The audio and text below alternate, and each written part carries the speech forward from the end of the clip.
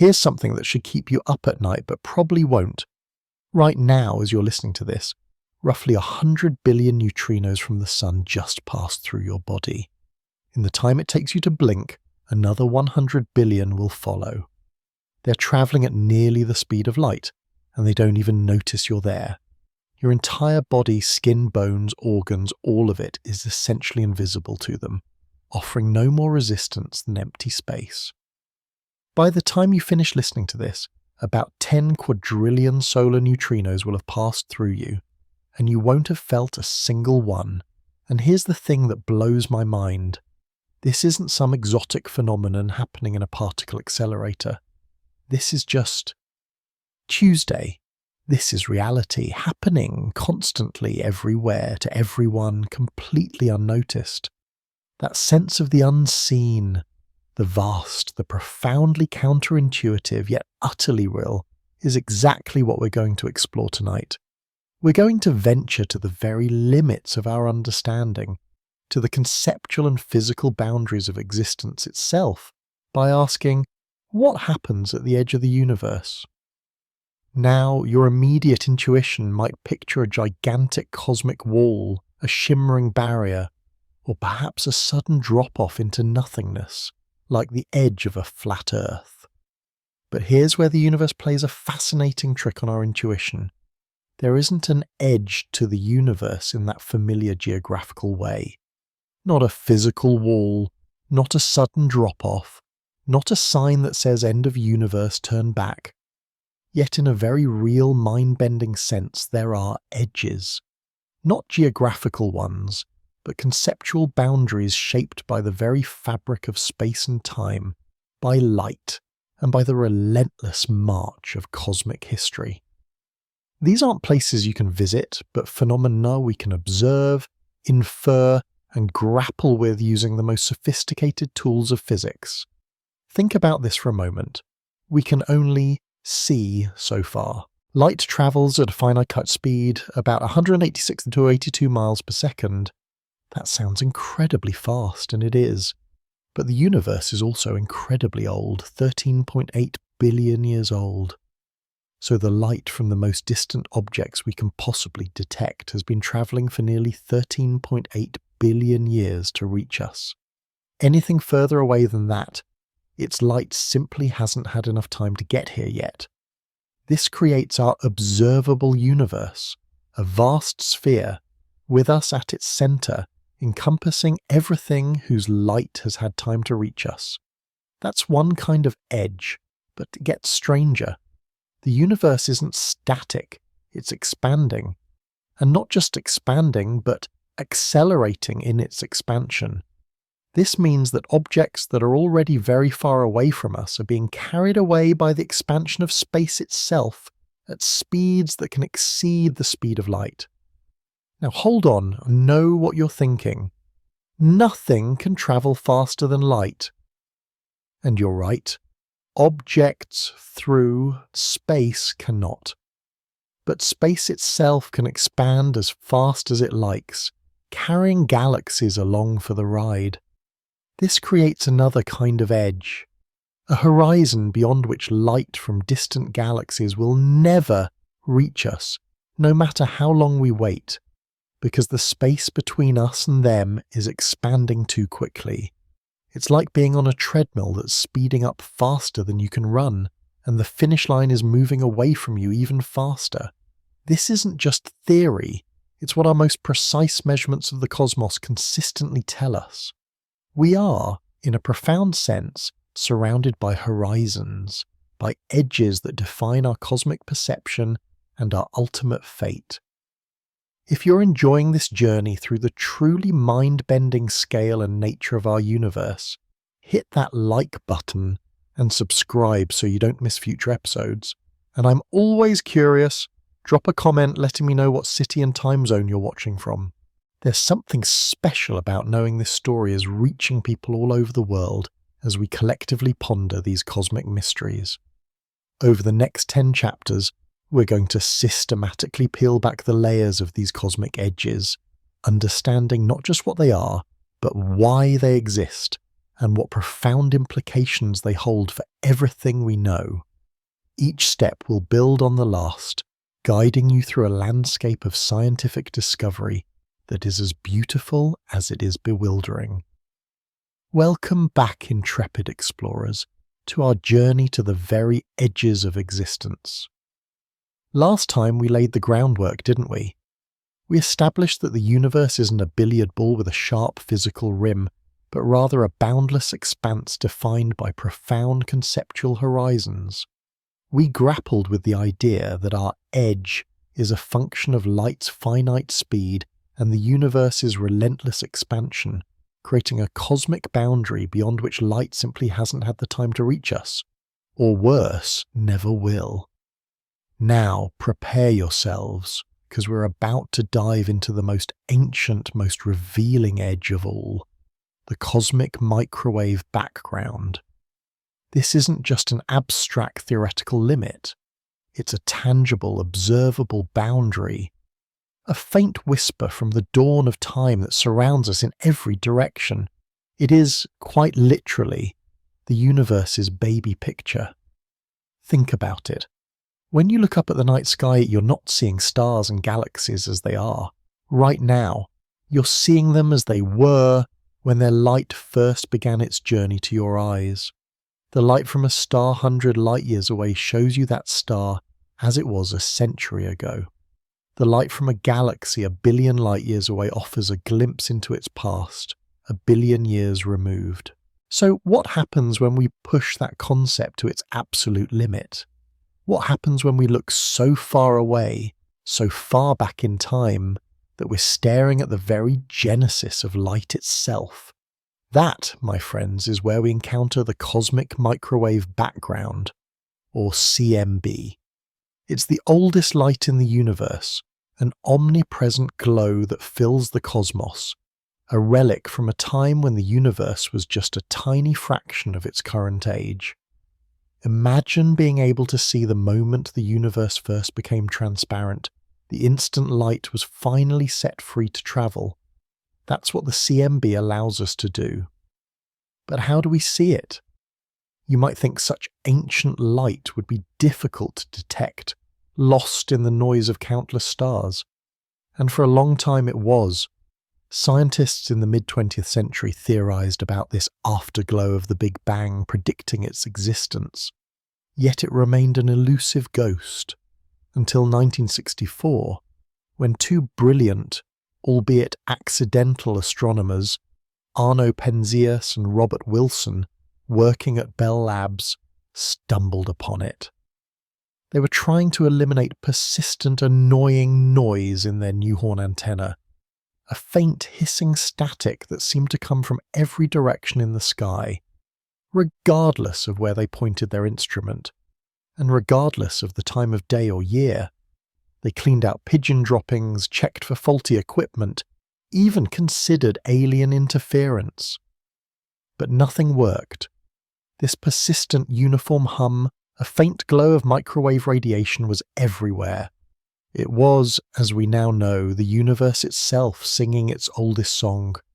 This wasn't just any static, it was the echo of creation.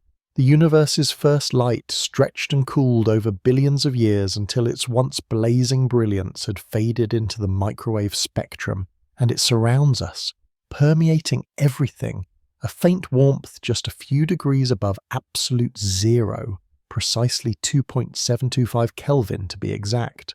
So what does this ancient light represent? It's the universe's surface of last scattering. Let's unpack that, because it's one of those mind-bending concepts that truly defines an edge. For the first 380,000 years after the Big Bang, the universe was an incredibly hot, dense, opaque soup. Think of it less like empty space and more like the inside of a star, or an extremely thick glowing fog. Protons and electrons, in their free-floating ionized state, were constantly scattering photons of light, preventing them from travelling more than a tiny distance before being absorbed or bounced away. The universe was a plasma, and light couldn't escape its grasp. It was like being trapped in an infinitely dense cloud, unable to see anything beyond a few feet. But as the universe expanded, it cooled. And as it cooled, something profound happened. The temperature dropped just enough for electrons and protons to combine, forming neutral hydrogen atoms. This event, known as recombination, was a cosmic game-changer. Suddenly, with electrons bound to nuclei, the universe became transparent. Photons, once trapped in the cosmic plasma, were now free to travel almost unimpeded. It was as if a thick fog had instantly lifted, allowing light to stream out in every direction. The light we see as the cosmic microwave background is precisely that light. The photons that were released at the moment of recombination, streaming across the cosmos for 13.8 billion years to reach us today. When we observe the CMB, we are looking at this surface of last scattering, a spherical shell around us, representing the farthest back in time and space that we can ever hope to see with light. It's an edge in time, a temporal boundary beyond which the universe was fundamentally different, a place where light simply couldn't exist in the way we understand it. Imagine standing on the inside of a gigantic, ever-expanding bubble. The surface of that bubble, the CMB, is the oldest thing you can see, the moment the bubble itself became visible. And this bubble isn't static, it's constantly expanding, carrying that ancient light further and further away, stretching its wavelength as it goes. This stretching, this redshift, is why the once scorching hot light from the early universe now appears as a faint microwave glow. It's like a cosmic treadmill, constantly pulling the finish line further away even as the light races towards us. So what does this baby picture tell us? An incredible amount. The CMB is remarkably uniform in temperature across the entire sky, evidence that the early universe was incredibly smooth and homogeneous. But it's not perfectly uniform. There are tiny, minuscule temperature fluctuations, differences of just a few parts in 100,000. These tiny hot and cold spots, visible as a beautiful mottled pattern on maps of the CMB, are absolutely crucial. They are the primordial seeds, the quantum fluctuations in the early universe that eventually grew, through gravity, into all the structure we see today, galaxies, clusters of galaxies, and the vast cosmic web. Without these tiny wrinkles in the CMB, the universe would be a featureless, empty expanse. We wouldn't be here. When we observe the CMB, we are looking back approximately 13.8 billion years. This is the look-back time, the journey time for those ancient photons. But here's where it gets truly mind-bending, where our intuition truly struggles. While the light itself has travelled for 13.8 billion years, the region of space that emitted that light, the surface of last scattering, has not remained static. Due to the continuous expansion of the universe, the location that emitted the light we now see as the CMB is, today approximately 46.5 billion light-years away from us in every direction. Let that sink in. The universe is not just expanding, space itself is stretching. So an object whose light took 13.8 billion years to reach us is now much, much farther away. It's like a message in a bottle floating across an ocean that is itself growing. The bottle takes a certain time to reach you, but the point where it was launched is now much more distant from your current location because the ocean expanded in the interim. This means our observable universe, the sphere of all that we can see, has a radius of about 46.5 billion light years. And remember, we're at the centre of our observable universe, just as any observer in any galaxy would be at the centre of theirs. There is no single centre of the universe itself, only centres of observation. The cosmic microwave background is our earliest, clearest window into the universe's infancy. It tells us about its age, its composition, how much ordinary matter, dark matter, and dark energy it contains, and its initial conditions. It's the ultimate boundary of our visible universe, a cosmic curtain beyond which we cannot see with light. But this isn't the end of the story, is it? Far from it. The CMB, while incredibly revealing, also raises profound questions. What happened before this surface of last scattering? What set up those tiny fluctuations that seeded all cosmic structure? And what lies beyond this observable bubble of ours? These are the questions that push us towards even more speculative, yet deeply scientific frontiers. Next, we'll delve deeper into the nature of this expansion, the force that defines our cosmic horizon, and how the universe is not only getting bigger, but doing so at an ever-increasing rate. We'll confront the enigma of dark energy, the mysterious force accelerating this expansion, and consider the ultimate fate of our universe, a future that might leave us truly alone in the cosmic dark. Are you ready to peer into that abyss? Because the journey, as you're discovering, has only just begun. We've peered back, you and I, to the universe's baby picture, that ancient glow of the cosmic microwave background, the farthest light our telescopes can ever hope to collect. We understand now that this isn't a physical wall, but a temporal one, a surface of last scattering, marking the moment the universe became transparent. It's our observational horizon, a boundary defined by the finite speed of light and the universe's 13.8 billion year history. This edge, we learned, isn't static. The source of that light is now nearly 46.5 billion light years away, thanks to the relentless expansion of space. But what if we told you that the universe's expansion isn't just relentless, but accelerating? For decades, our best minds, armed with Einstein's general relativity, assumed gravity would be the dominant force, inevitably slowing the universe's outward rush, perhaps even pulling it back into a big crunch. It seemed intuitive, didn't it? Like throwing a ball into the air, you expect it to slow down, eventually fall back. Gravity, the great cosmic unifier, should be doing the same to the galaxies, shouldn't it? Well, prepare for a cosmic shocker, because in the late 1990s, a profound discovery turned our understanding on its head. Two independent teams of astronomers, one led by Saul Perlmutter and the other by Brian Schmidt and Adam Rees, were studying distant Type Ia supernovae. These aren't just any exploding stars, they're what we call standard candles.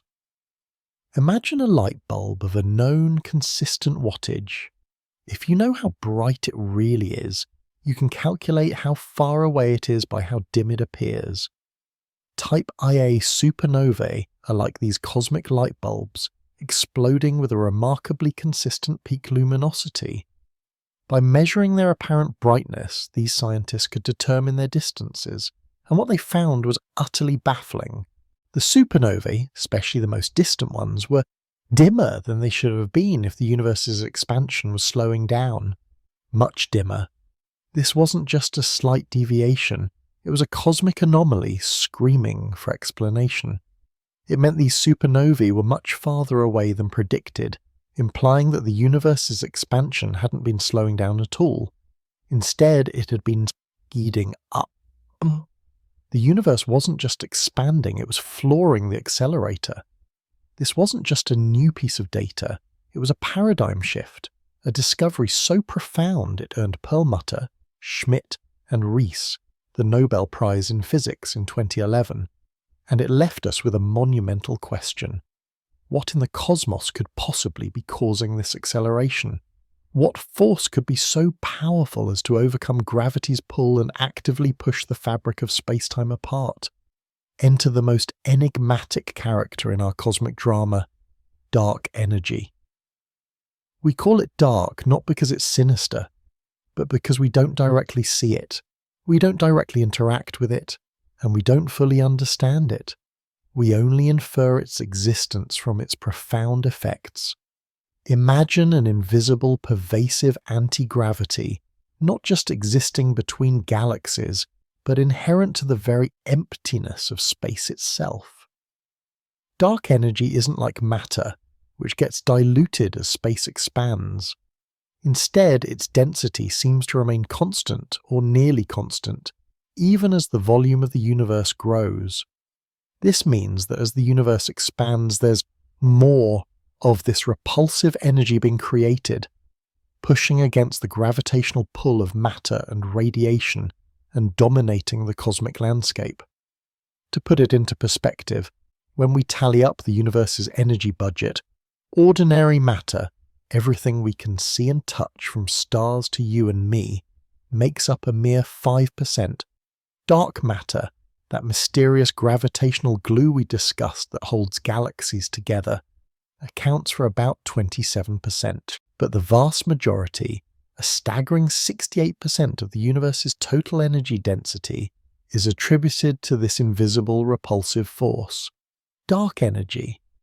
Think of it like this: if the universe is a giant cosmic treadmill, dark energy isn't just setting the speed, it's constantly cranking it up, making the belt move faster and faster.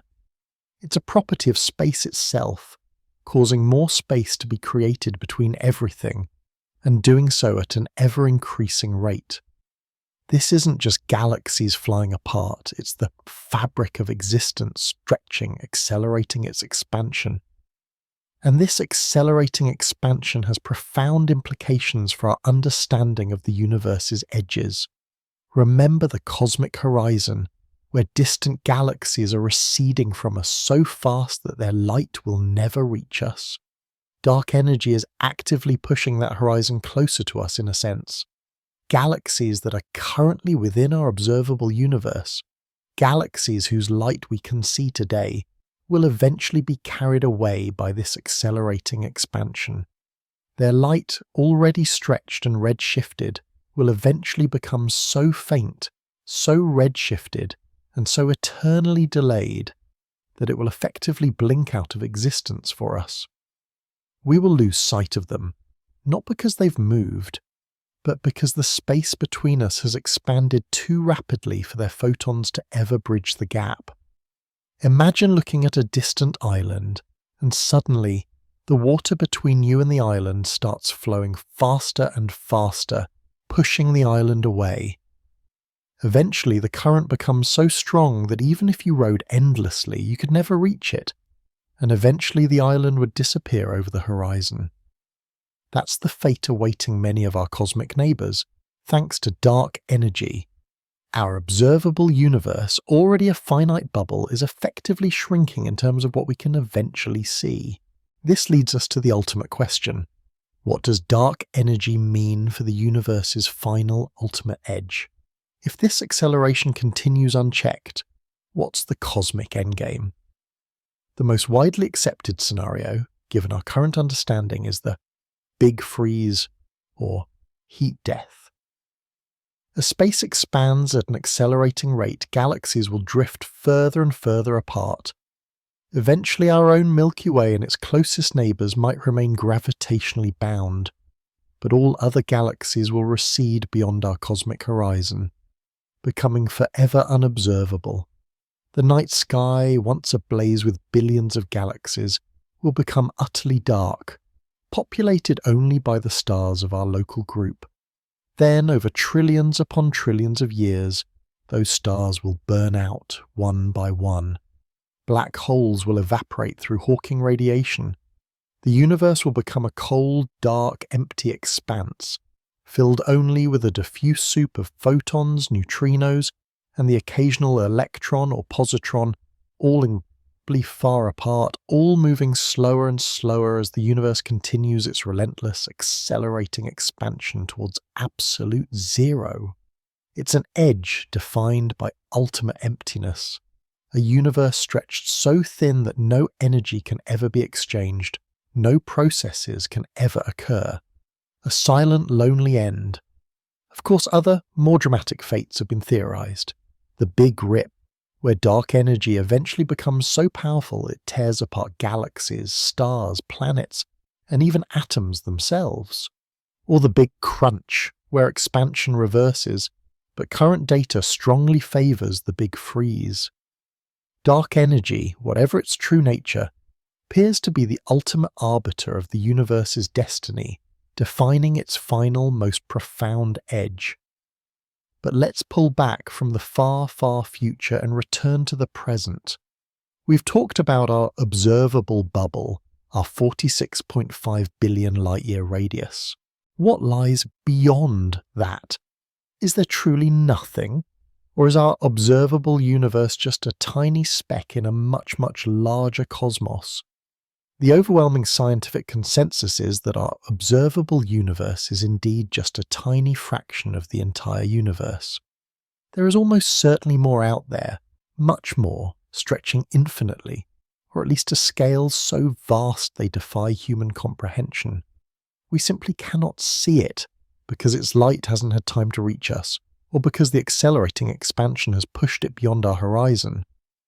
Consider the theory of inflation, a period of extremely rapid, exponential expansion in the universe's infancy, just fractions of a second after the Big Bang.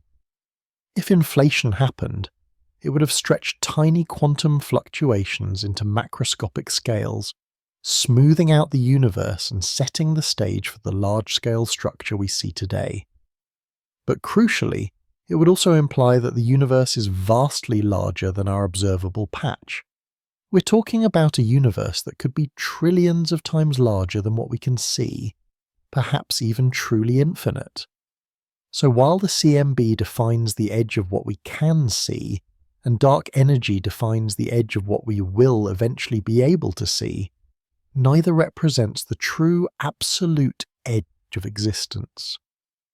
Our observable universe is like a small bubble on the surface of an unimaginably vast ocean. What lies beyond our bubble? More galaxies, more clusters, more cosmic tapestry, all governed by the same laws of physics, yet forever beyond our direct perception. And this, you might realize, opens up even more mind-bending possibilities. If inflation can create such a colossal universe, could it have created multiple universes?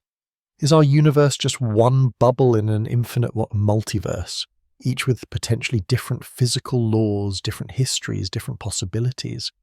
These are the tantalizing questions that push the very boundaries of our understanding, inviting us to contemplate edges that are not just spatial or temporal, but existential. We've journeyed from the limits of light to the perplexing force that dictates our cosmic fate. We've seen how our perceived edge is a dynamic, evolving concept shaped by the universe's fundamental properties. But what about the very beginning? What about the conditions that set the stage for all of this? And if the universe is so vast, so much bigger than our bubble, what does that imply for the nature of reality itself? Join us as we continue to push these conceptual boundaries, venturing next into the enigmatic realm of the quantum, and the very fabric from which space-time itself is woven. Last time we stared into the abyss of dark energy, that unseen anti-gravitational force accelerating our universe toward a future of desolate cold. We grappled with the notion that galaxies currently within our view will eventually recede beyond our cosmic horizon, leaving us alone in a vast, empty void. It's a sobering thought, isn't it? A universe that actively pushes its own boundaries further and further away, leaving us to wonder if our observable cosmos is but a tiny, isolated bubble in an unimaginably grander reality. But before we fully dive into the mind-bending implications of that grandeur, let's rewind. Way, way back. Because while the cosmic microwave background offers us a pristine baby picture of the universe at 380,000 years old, it also represents another kind of edge, a temporal wall of light. We can't see past it with photons, just as you can't see the surface of the sun directly because it's too opaque. So how, you might ask, do we dare to speak of what happened before the CMB? What lies beyond that radiant veil? This, dear explorers, is where the universe truly begins to play tricks on our intuition, and where some of our most daring and elegant theories come into play. We're talking about cosmic inflation. a concept so profound it reshaped our understanding of the universe's earliest moments. Imagine, if you will, the universe not as a slow, steady expansion from the Big Bang, but as a sudden, almost unimaginable burst. In the first fleeting fraction of a second, we're talking about a period from roughly 10 to 36 seconds to 10 to 32 seconds after the Big Bang, the universe didn't just expand, it inflated. It grew exponentially by a factor of at least 10 to the 6, perhaps much, much more. That's like taking something the size of a single atom and stretching it in an instant to the size of a grapefruit, which then immediately expanded to the size of our entire observable universe. Why do we propose such a seemingly fantastical event? Because without it, our universe presents us with some rather sticky problems, paradoxes that defy simple explanation. These are the horizon problem, the flatness problem, and the bomb monopole problem.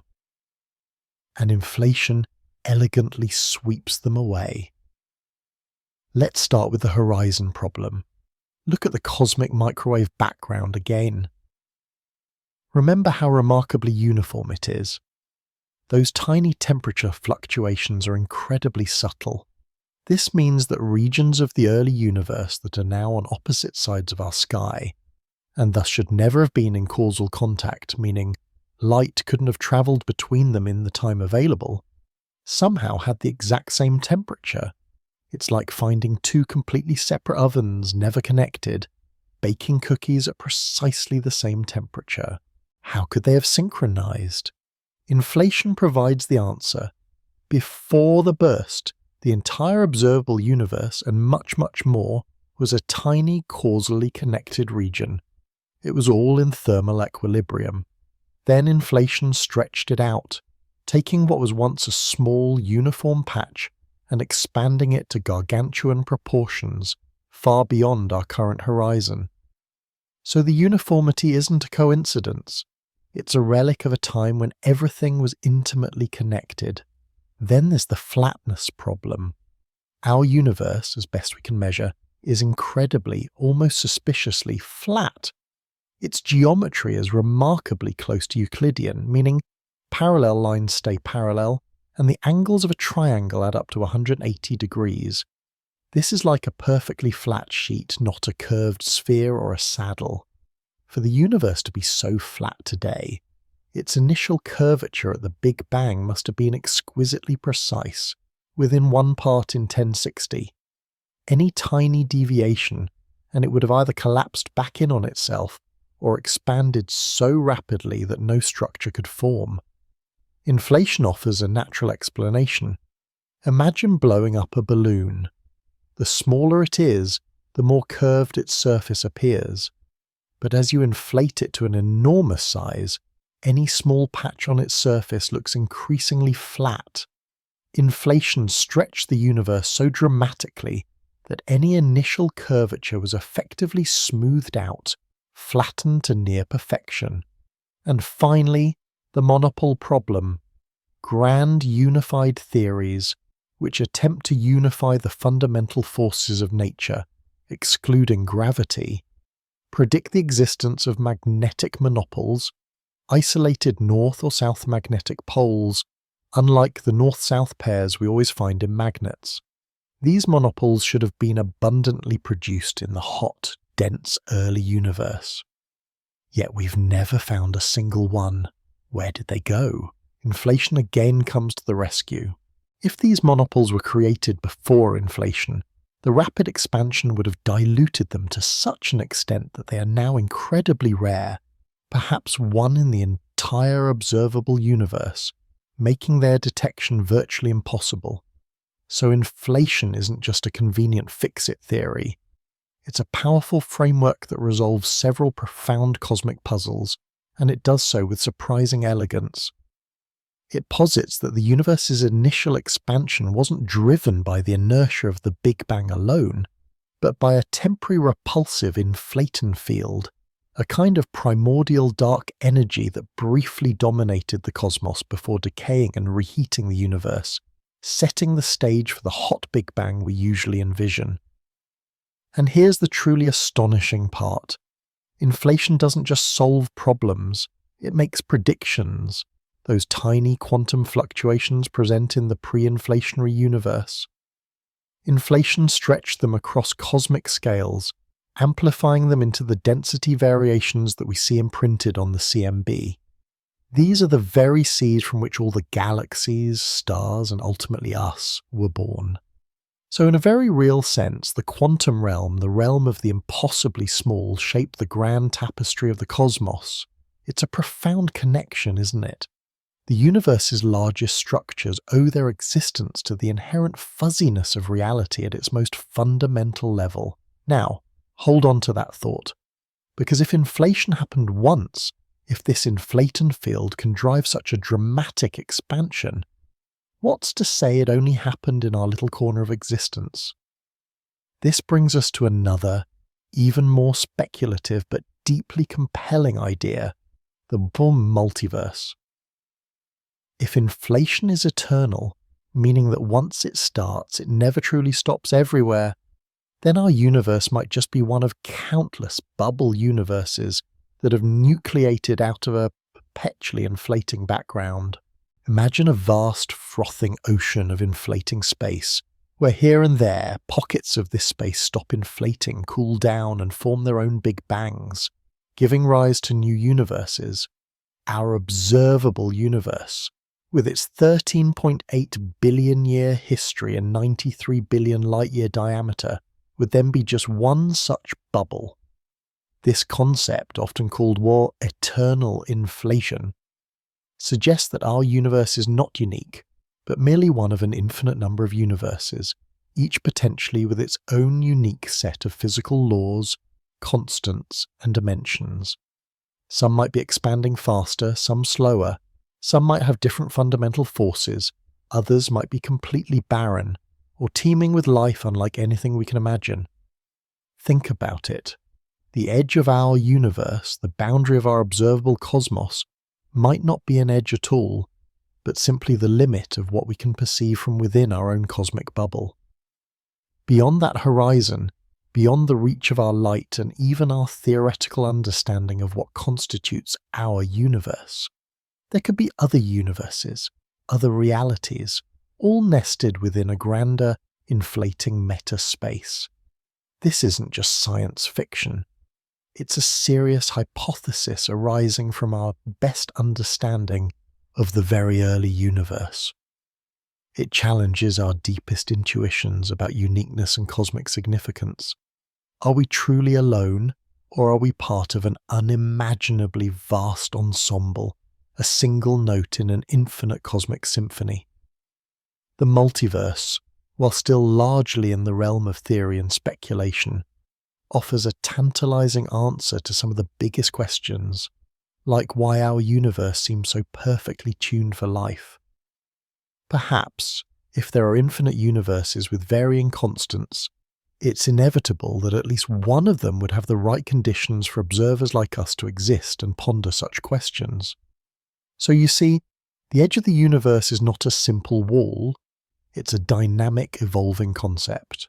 From the observable limit defined by light speed, to the temporal boundary of the CMB, to the theoretical horizons of inflation, and now to the potential boundaries of our own cosmic bubble within a multiverse, each edge pushes our understanding further, revealing a universe far stranger and more magnificent than we ever dared to imagine. As we continue this journey, we'll delve deeper into the nature of space and time itself, asking how these fundamental fabrics of reality might bend and break at the very limits of existence. What happens when we push past the known, past the seen, into the truly unknown? The answers, as always, promise to be profoundly mind-bending.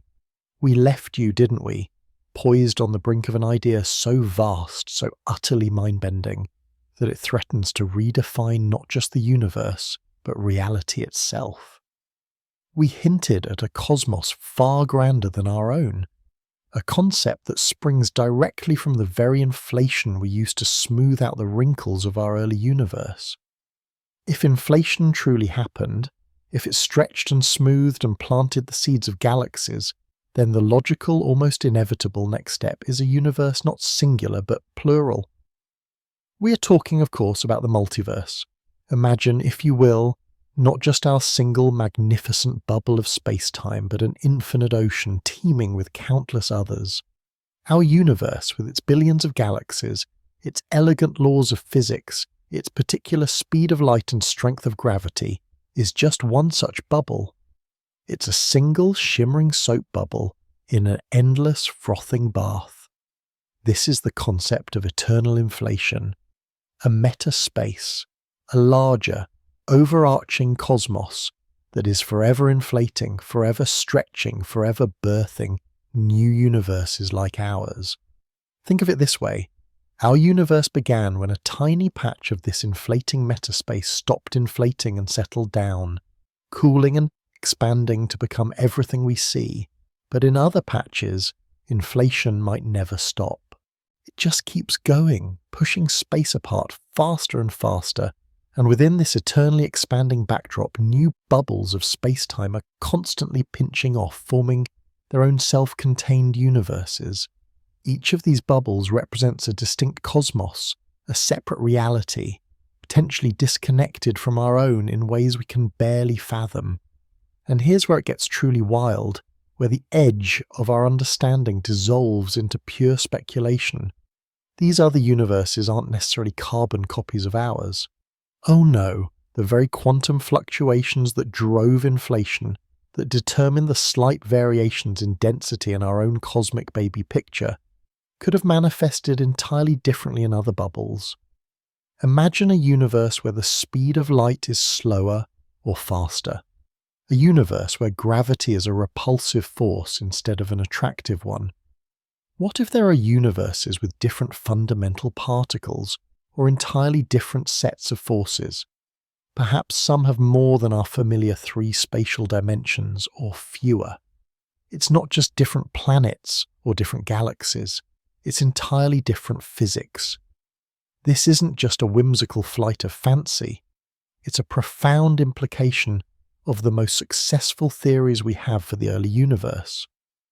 If inflation is correct, then the multiverse in some form is extremely difficult to avoid. It arises naturally from the mathematics, and it offers a tantalizing answer to one of the most perplexing questions in all of science, the fine-tuning problem. You see, our universe is, to put it mildly, incredibly hospitable to life. The fundamental constants, the precise values that govern the strength of gravity, the electromagnetic force, the strong and weak nuclear forces, the mass of protons and electrons, the density of dark energy, all seem to be exquisitely tuned for stars to form, for carbon atoms to exist, for complex chemistry to emerge, and ultimately, for you and me to be here, asking these very questions. If any of these constants were even slightly different, by a tiny fraction of a percentage, the universe would be a drastically different place. For instance, if gravity were a little stronger, stars would burn out much faster, leaving no time for life to evolve. If it were a little weaker, galaxies wouldn't form. If the strong nuclear force were slightly different, atoms wouldn't hold together, or they would be too stable to undergo the reactions necessary for life. Even the precise amount of dark energy, which we discussed in Chapter 3, seems perfectly calibrated. Too much, and the universe would rip itself apart before galaxies could form. Too little, and it might collapse back in on itself too soon. Is this just an astonishing coincidence? Are we incredibly, impossibly lucky, or is there something else at play? The multiverse offers a compelling, if unsettling, explanation. If there are truly an infinite number of universes, each with its own unique set of physical laws and constants, then it stands to reason that some of them would have precisely the right conditions for life to emerge. And naturally, we would find ourselves in one of those universes. It's not that our universe was designed for us, It's that we exist in the universe that allows for our existence. We are, in a sense, a cosmic selection effect. This perspective shifts our understanding of the edge entirely. The edge of our universe is no longer the ultimate boundary of existence. It's merely the edge of our particular bubble, the limit of our observable reality. The multiverse itself, this vast collection of bubbles, might not have an edge in any conventional sense. The metaspace from which these bubbles spring could be truly infinite, eternally inflating without beginning or end. It could be a higher dimensional realm, a bulk in which our 3D plus time universe is just a membrane or a brain, as some theories propose. If our universe is a brain, then perhaps other brains, other universes, are floating nearby in this higher dimensional bulk. Could they ever interact? Could the edge of one universe brush against another? This is where the hunt for indirect evidence becomes truly fascinating. What if just occasionally another bubble universe bumps into ours? What kind of cosmic fingerprint would that leave? Some scientists speculate that such an event might manifest as an unusual cold spot, or a peculiar pattern in the cosmic microwave background, a subtle bruise on the universe's baby picture, a ghostly echo of a collision with another reality. Or perhaps it could leave a unique gravitational wave signature, or even a subtle imprint on the distribution of matter in our own universe. These are extraordinary claims requiring extraordinary evidence, and so far definitive proof remains elusive. But the search continues, pushing the boundaries of what we can even conceive of detecting. The multiverse challenges our intuition at every turn. We are accustomed to thinking of the universe as everything that exists. Now, we are asked to consider that everything that exists might be unimaginably larger, more diverse and more complex than we ever dared to dream. It forces us to confront the possibility that our fundamental laws, which we consider immutable, are merely local conditions within a much grander, ever-changing cosmic tapestry. What does this mean for our place in existence? Does it diminish us, making us just one tiny speck in an infinite cosmic foam? Or does it elevate us, making our very existence, our ability to ponder these profound questions, even more remarkable? For us, the answer is clear. It amplifies the wonder. It expands the mystery. It tells us that the edges we seek are not walls but horizons, horizons of knowledge, of perception, of reality itself. And with every conceptual leap, with every new theory, we push those horizons further, revealing a cosmos infinitely more intricate and awe-inspiring than we could have ever imagined. We have traversed the edges of the observable universe, peered back to the cosmic dawn, grappled with the accelerating expansion driven by dark energy, and ridden the wave of cosmic inflation to the very brink of the multiverse. But our journey is far from over. These cosmic edges, while vast and distant, are still rooted in the macroscopic. What happens when we push our exploration inward, to the very fabric of space-time itself? What happens at the edge of the infinitesimally small? What happens when we delve into the quantum realm, where reality itself seems to fray and dissolve into probabilities? Join us next as we shrink our focus and confront the ultimate edge, the very smallest scales of existence, where the universe plays its most peculiar tricks and the known laws of physics begin to unravel. So we've journeyed to the furthest reaches of the observable, the theoretical, the possible edges of our universe, peering beyond the cosmic horizon, contemplating the infinite expanse of a potential multiverse. We've seen how our universe might be just one bubble among countless others, each a distinct cosmic experiment. But what if the edge isn't just out there, in the unfathomable vastness? What if another, equally profound, equally mind-bending edge exists right here, woven into the very fabric of reality, at scales so infinitesimally small they defy our every intuition? Prepare yourselves, because our journey now takes an abrupt, dizzying turn, we're plunging inward, far beyond the realms of atoms and nuclei, past quarks and leptons, into the quantum abyss. This, my friends, is where the universe truly begins to play its most elaborate tricks on your perception, where the very concept of solid reality dissolves into a shimmering dance of probabilities. You see, for all our grand theories about the cosmos, the universe has a secret, a fundamental grain to its existence. Just as you might zoom into a digital image until you see individual pixels, reality itself, we believe, has a fundamental pixel size. This is where we encounter the Planck scale. Imagine trying to measure something so small, so utterly minuscule, that the very act of trying to observe it, to shine a light on it, would inject so much energy into it that it would collapse into a black hole. That, in essence, is the Planck length, approximately 1.6 + 10 or 35 meters. To put that in perspective, if an atom were expanded to the size of the entire observable universe, a Planck length would still be smaller than a single atom in that universe. It's an almost incomprehensible scale, isn't it? The Planck length isn't just an arbitrary small number. It's a fundamental limit, a boundary where our current understanding of physics breaks down. At this scale, the smooth, predictable laws of general relativity which govern the colossal dance of galaxies utterly fail.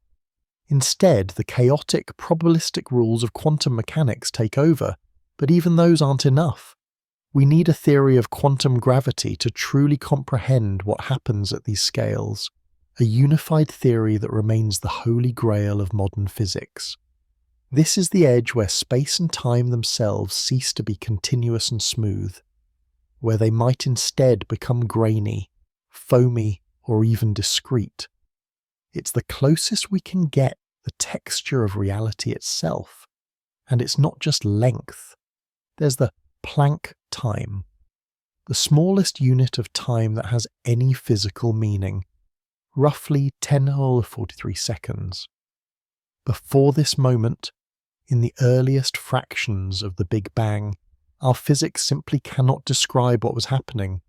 It's the before of before time began, a temporal edge beyond which our current models offer no insight. And then there's the Planck mass, the mass of a hypothetical particle whose Compton wavelength, a quantum property, is equal to its Schwarzschild radius, a gravitational property. It's the point where quantum effects and gravitational effects become equally dominant. These Planck units represent the ultimate resolution limit of the universe, the fundamental pixels of existence. But the weirdness doesn't stop at the Planck scale. It permeates the entire quantum realm, challenging everything you've ever taken for granted about how the world works. Let's delve into some of these counterintuitive phenomena, these edges of classical understanding. First, consider Heisenberg's uncertainty principle. It's not just a limitation of our measuring instruments, it's a fundamental property of the universe. You cannot simultaneously know both the precise position and the precise momentum, mass times velocity, of a particle. The more accurately you try to pin down one, the fuzzier the other becomes. Imagine trying to catch a mosquito in a dark room. You can hear it buzzing, so you know its approximate momentum, but you can't see its exact location. If you turn on a light to see it, the light photons themselves would bombard the mosquito, changing its momentum. At the quantum level, this isn't an analogy, it's the reality. Particles don't have a definite position and momentum until they are measured, and the act of measurement fundamentally alters them. It's as if reality itself refuses to be precisely defined until we interact with it. Then there's Wu's superposition. This is where things get truly mind-bending. A quantum particle can exist in multiple states simultaneously until it is observed or measured. Think of it. A single electron can be spinning both clockwise and counterclockwise at the same time. It can be in two places at once. It's not that we don't know which state it's in, it's that it genuinely is in all possible states until an interaction forces it to choose one. This is famously illustrated by Schrödinger's cat, a thought experiment where a cat in a box linked to a quantum event is simultaneously both dead and alive until the box is opened. While the cat analogy simplifies and exaggerates the concept for macroscopic objects, it perfectly captures the bizarre reality of quantum particles. Our universe, at its most fundamental level, operates on probabilities, not certainties. It's an edge where determinism gives way to a cosmic roll of the dice. And if that wasn't enough to shatter your classical sensibilities, let me introduce you to quantum entanglement. This is what Einstein famously called spooky action at a distance.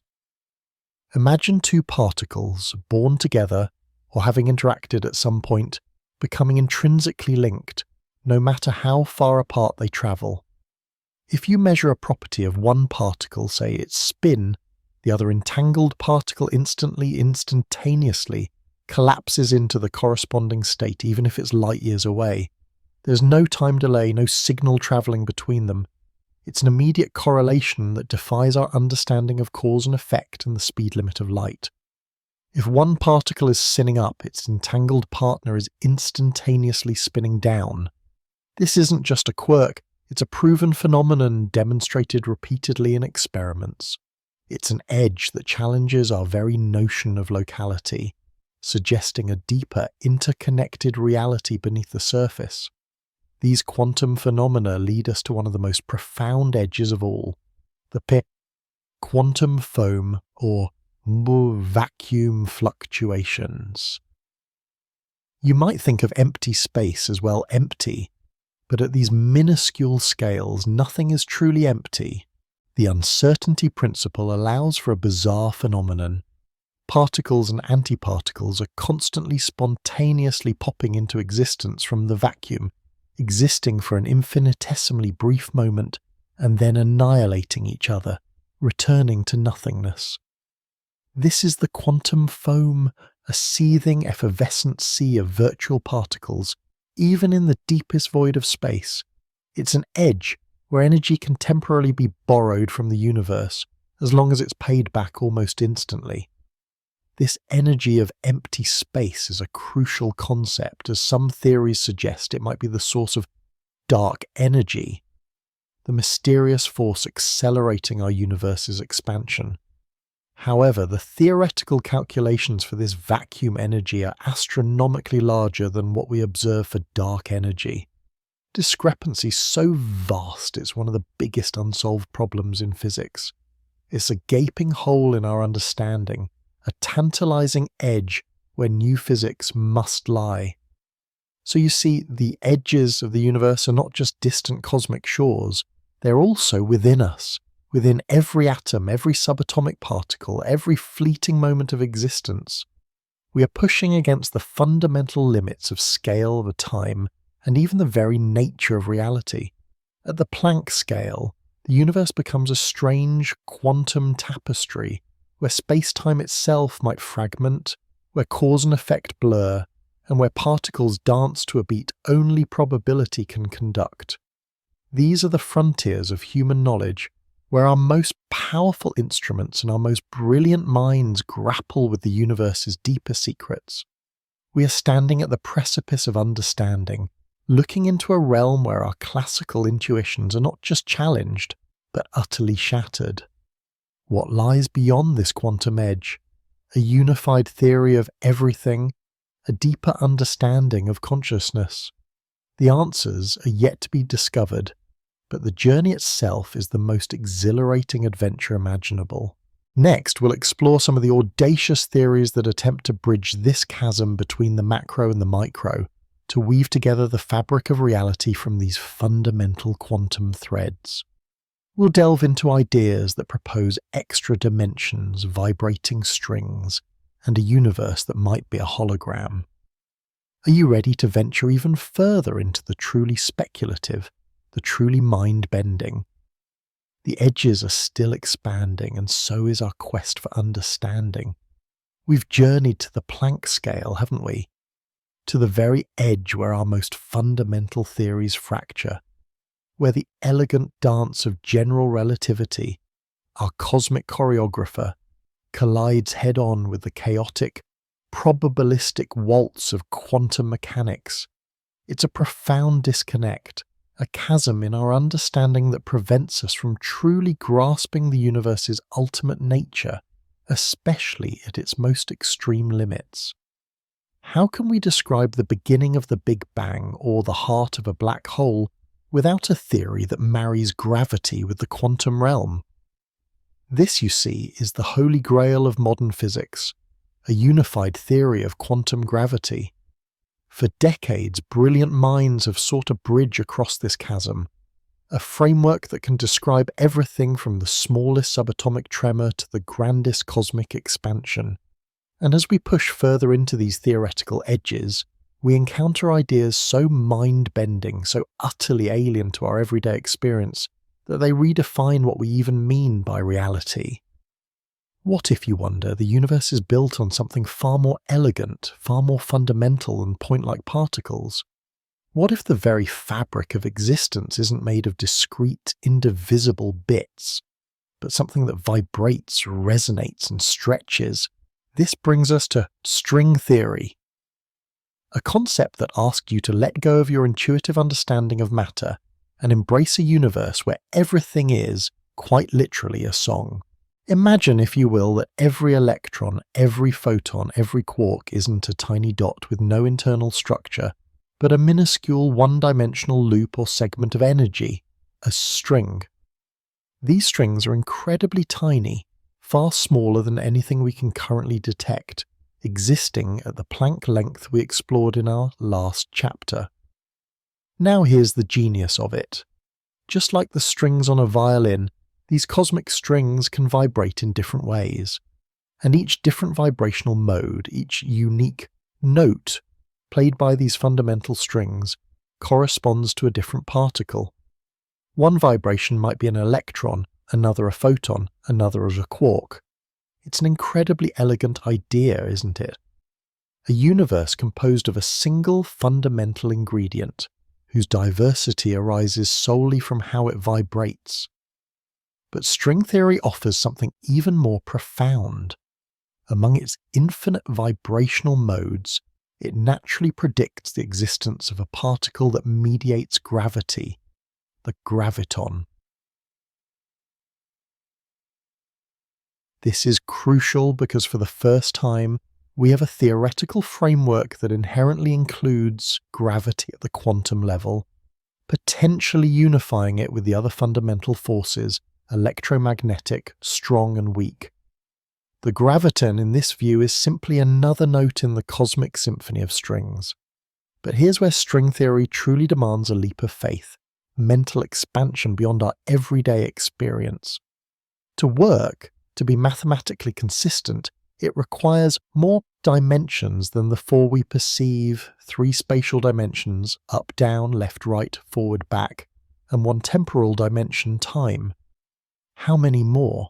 Well, depending on the specific formulation of string theory, we might need our own 10 or even 11 dimensions, for the mathematics to hold together, for the theory to be free of inconsistencies.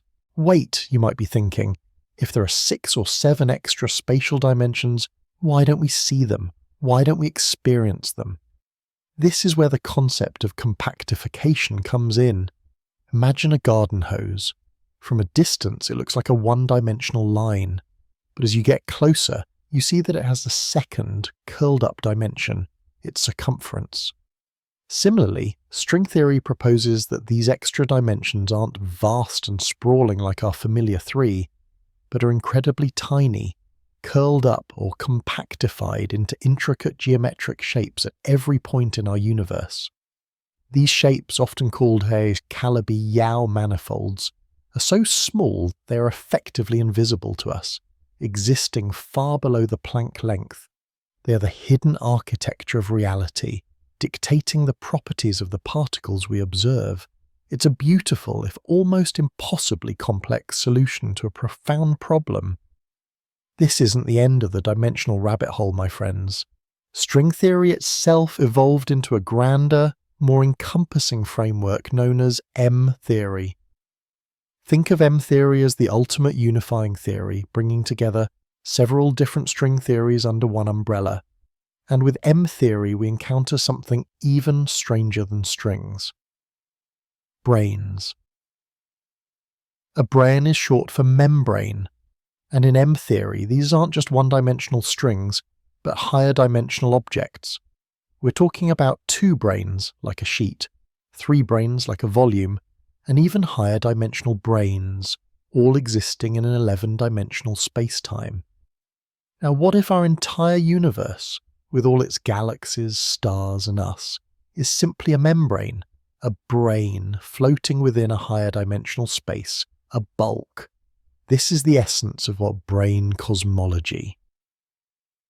Imagine our universe as a vast 3-dimensional sheet of paper, and all the particles and forces we know, except gravity, are stuck on that sheet.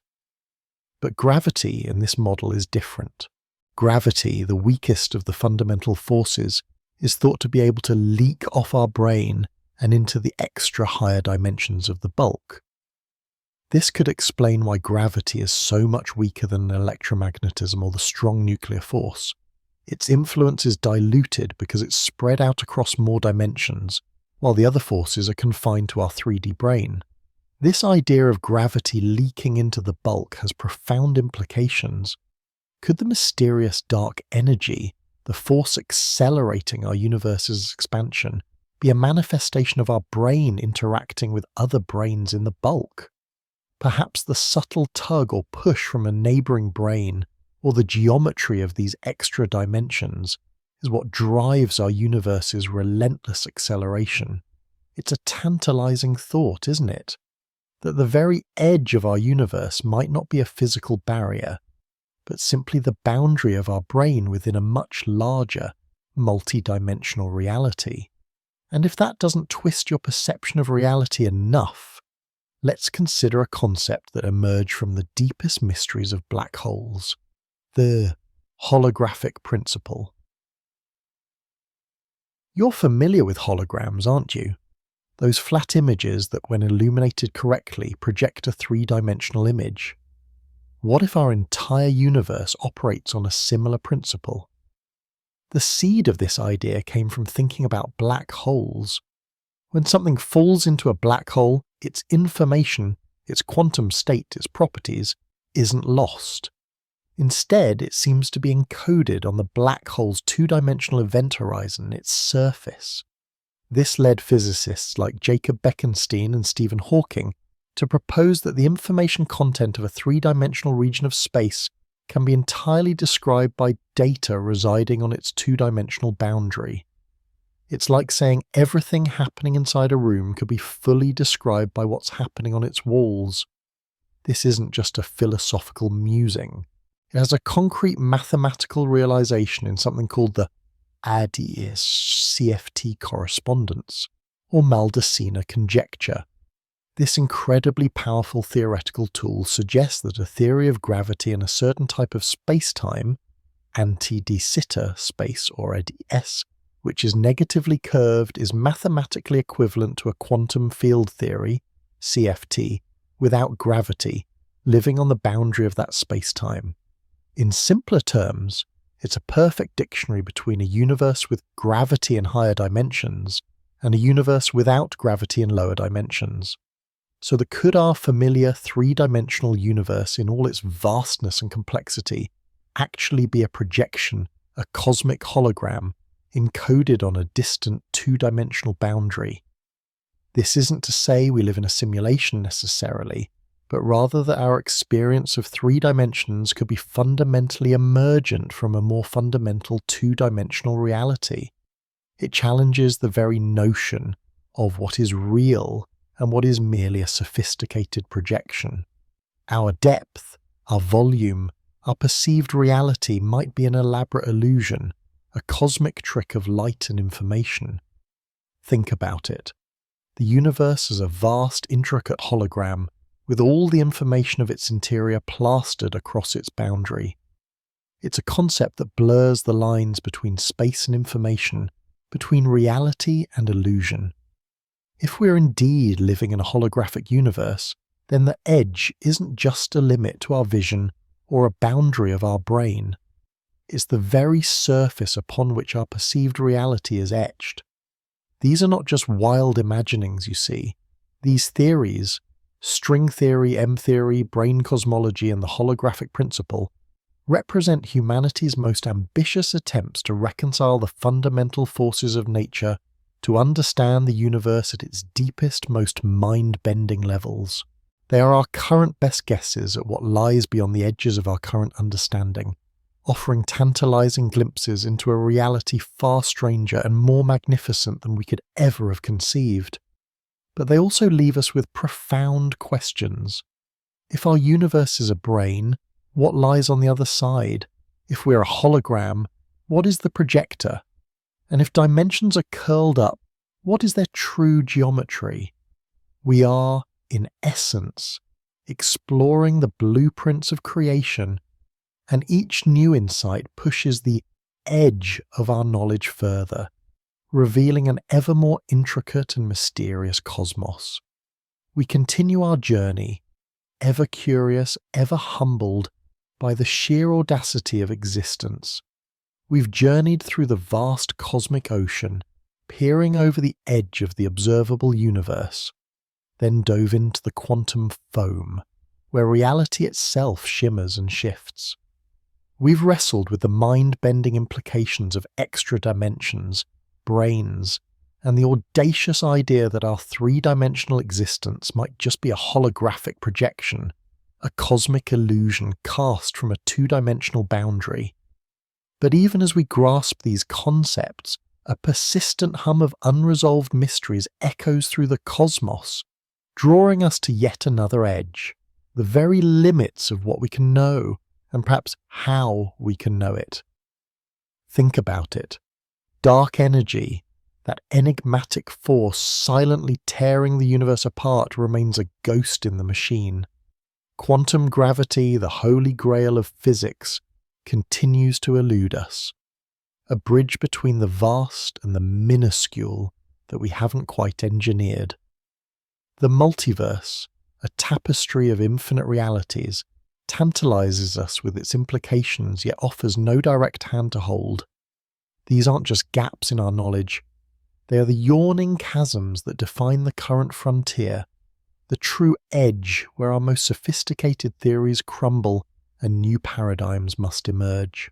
What if, at this ultimate edge, the very nature of reality isn't what we intuitively perceive? What if the universe isn't just made of matter and energy, but of something even more fundamental, something that underpins everything from the spin of a quark to the expansion of galaxies? We're talking about what information? Yes, information, not just the data we store on our devices, but a deeper, more profound kind of information woven into the very fabric of space-time. Consider the work of Jacob Bekenstein and Stephen Hawking on black holes. They showed that black holes aren't just cosmic vacuum cleaners. They have an entropy, a measure of disorder that's proportional to their surface area, not their volume. And entropy, in physics, is inextricably linked to information. A black hole, it seems, is a cosmic hard drive, storing information about everything it swallows on its two-dimensional event horizon. This concept, the holographic principle we touched upon, isn't just a theoretical curiosity. It suggests that the universe itself might be storing its data in a similar boundary-based fashion. If the universe is fundamentally informational, then perhaps we need to reconsider the very nature of existence. Could our reality be a kind of grand computation? This isn't just science fiction anymore. It's a serious hypothesis explored by physicists and philosophers alike. The simulation hypothesis. Imagine for a moment that we are living inside an incredibly sophisticated computer simulation. What would be the edge of such a universe?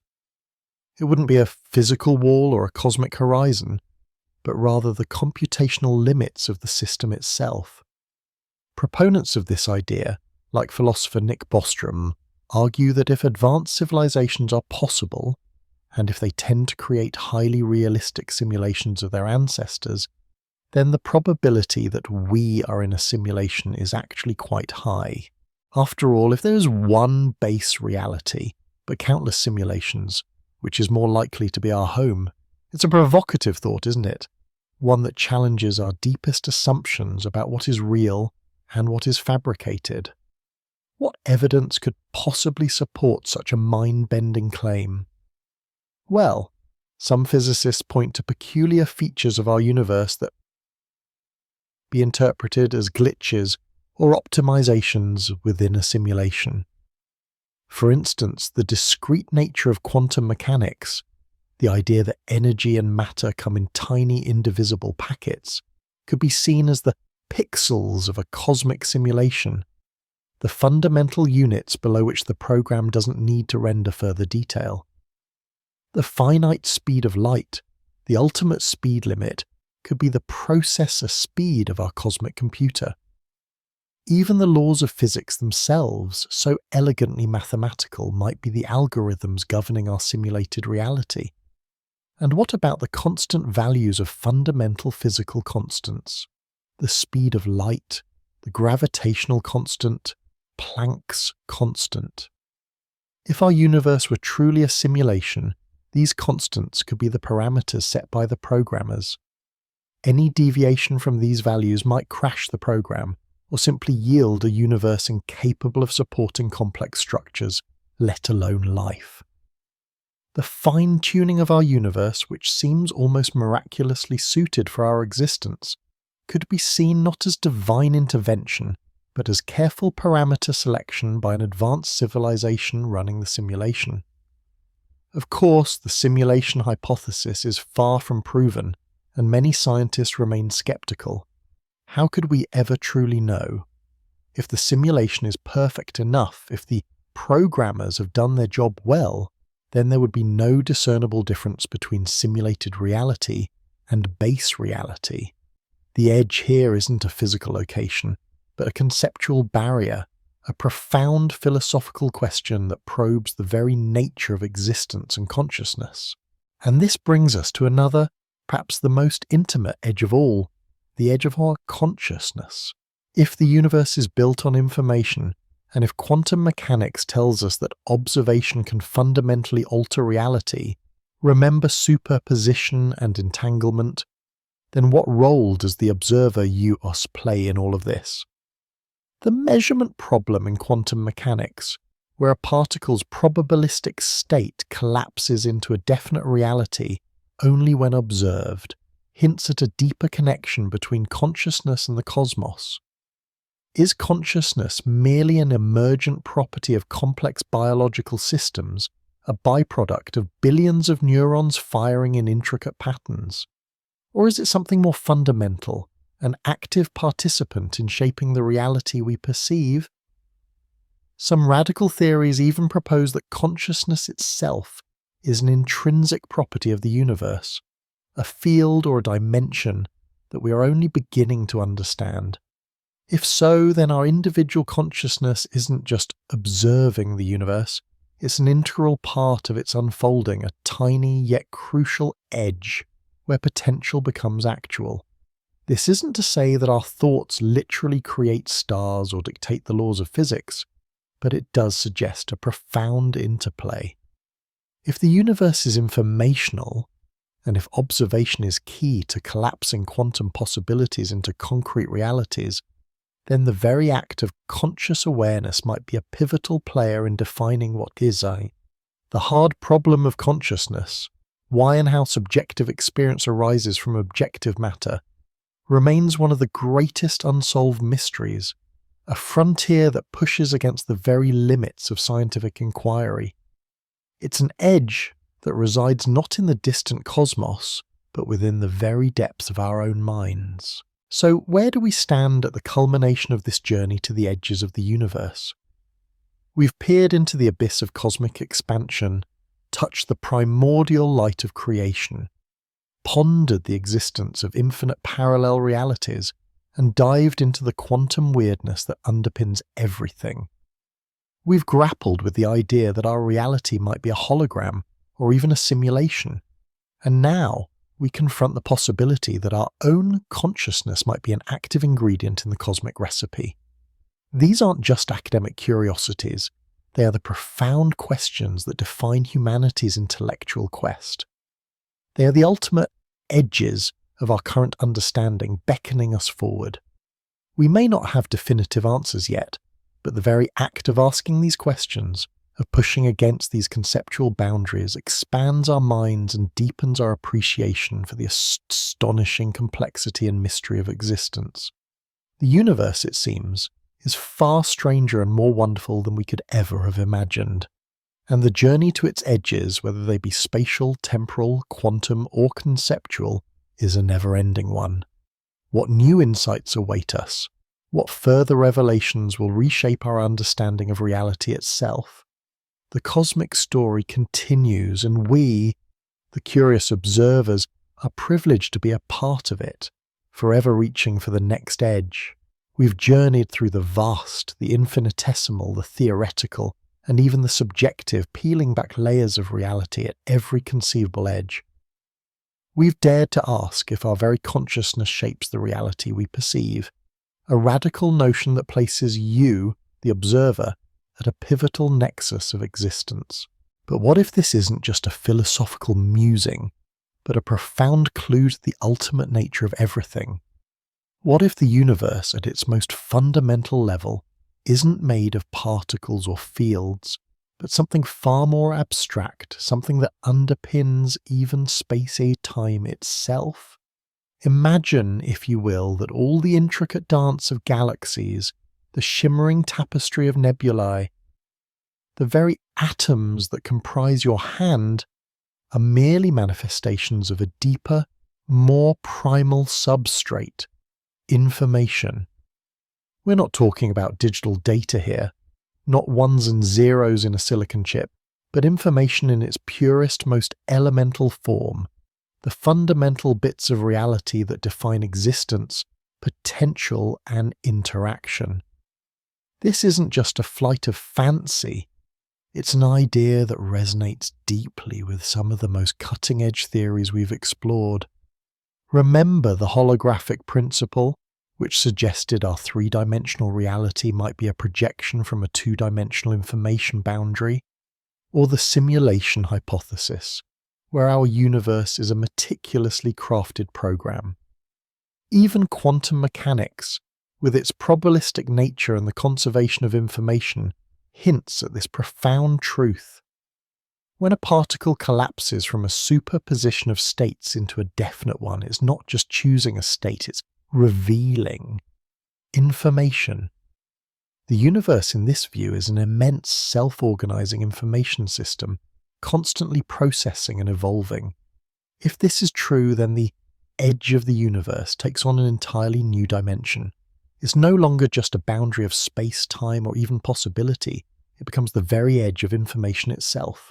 What happens when you reach the limit of what can be known, what can be defined, what can even be within this cosmic information architecture? Does the code simply end? Does it loop back on itself? Or does it give way to something utterly, fundamentally different, something that transcends the very concept of information?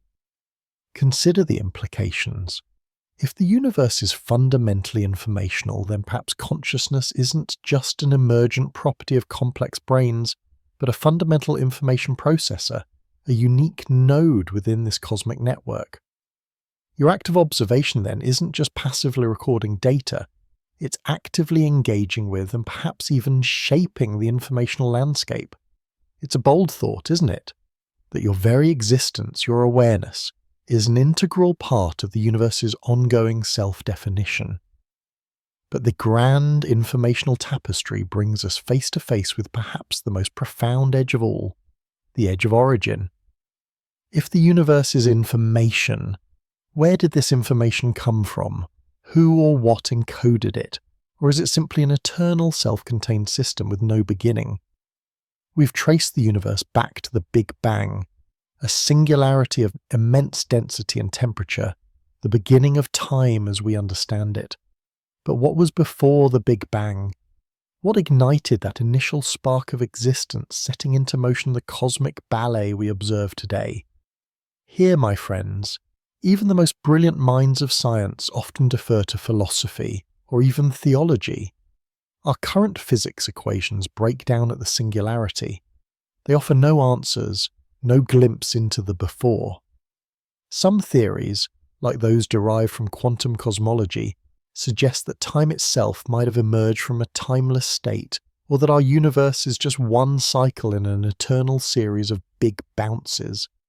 Others, within the framework of the multiverse, propose that our Big Bang was merely a local event, a bubble forming in an eternally inflating superspace. But even these theories, while pushing the boundary of our understanding, still leave us with the nagging question: where did that come from? Where did the eternal inflation begin? What existed in the bulk before the first brain collided? This is the true edge of unknowability. It's not just a place we haven't reached yet. It's a conceptual barrier that may be inherent to the very structure of reality and our capacity to comprehend it. We are creatures born within this universe, bound by its laws, limited by its dimensions, and equipped with senses and intellect that evolved to navigate this reality. Can we truly step outside of it, even conceptually, to grasp its ultimate origin? Can a character in a novel understand the author? Can a program understand the programmer? This edge challenges our most fundamental assumptions about cause and effect, about time and space, about existence itself. It asks us to confront the possibility that some questions, no matter how deeply we ponder them, may simply not have answers accessible to us. It's a humbling thought, isn't it? To stand at the precipice of ultimate knowledge and realize that some vistas may forever remain veiled. Yet this unknowability isn't a defeat, it's an invitation. It invites us to embrace the mystery, to find wonder not just in what we can understand, but also in the profound questions that elude us. It reminds us that the universe is far grander, far stranger than our most ambitious theories can yet capture. It's a call to humility, certainly, but also to boundless curiosity. For every answer we uncover, new questions blossom, pushing the edge of our knowledge ever further.